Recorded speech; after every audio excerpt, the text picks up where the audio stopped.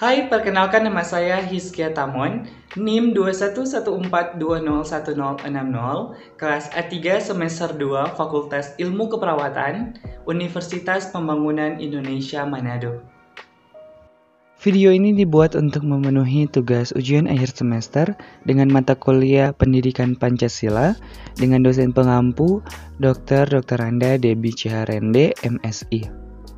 Di video kali ini saya akan membahas tentang sumber historis sosiologis politis Pancasila sebagai sistem filsafat serta dinamika dan tantangan Pancasila sebagai sistem etika. Dalam sumber historis ada 3 zaman, yang pertama era Orde Lama, kedua era Orde Baru, dan ketiga era Reformasi. Pada zaman Orde Lama, Pancasila sebagai sistem etika masih terbentuk sebagai filosofi Gordon Slack atau Western Thought. Artinya, nilai-nilai moral Pancasila belum ditegaskan ke dalam sistem etika, tetapi nilai-nilai moral telah terdapat pandangan hidup masyarakat. Masyarakat dalam masa Orde Lama telah mengenal nilai-nilai kemandirian bangsa yang oleh Presiden Soekarno disebut dengan istilah berdikari atau berdiri di atas kaki sendiri. Selanjutnya pada zaman Orde Baru, Pancasila sebagai sistem etika disosialisasikan melalui penetaran P4 atau Pedoman Penghayatan dan Pengamalan Pancasila dan diinstitusionalkan dalam wadah BP7 atau Badan Pembinaan Pendidikan Pelaksanaan Pedoman Penghayatan dan Pengamalan Pancasila.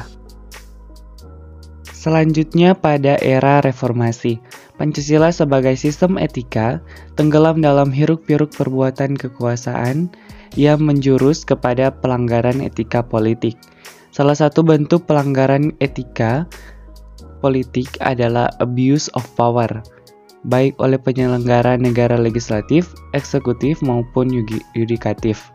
Penyalahgunaan kekuasaan atau kewenangan inilah yang menciptakan korupsi di berbagai kalangan penyelenggaraan negara. Selanjutnya ada sumber sosiologis Pancasila sebagai sistem etika. Dapat ditemukan dalam kehidupan masyarakat berbagai etnik di Indonesia. Misalnya orang Minangkabau dalam hal bermusyawarah memakai prinsip bulat air oleh pembulu, bulat kata oleh mufakat.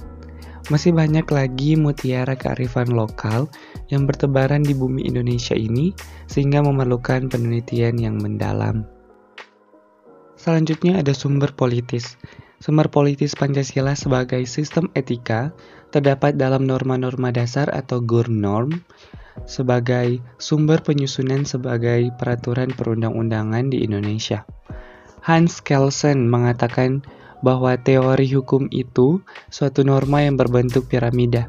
Norma yang lebih rendah memperoleh kekuasaannya dari suatu norma yang lebih tinggi. Semakin tinggi suatu norma, akan semakin abstrak sifatnya dan sebaliknya. Semakin rendah kedudukannya, akan semakin konkret norma tersebut. Etika politik juga mengatur masalah perilaku politikus, berhubungan juga dengan praktik institusi sosial, hukum, komunitas, struktur-struktur sosial, politik, dan ekonomi. Sebelum saya akhiri video kali ini, jika kalian ingin bergabung bersama kami di Fakultas Keperawatan Universitas Pembangunan Indonesia Manado, silakan mendaftar di link berikut ini.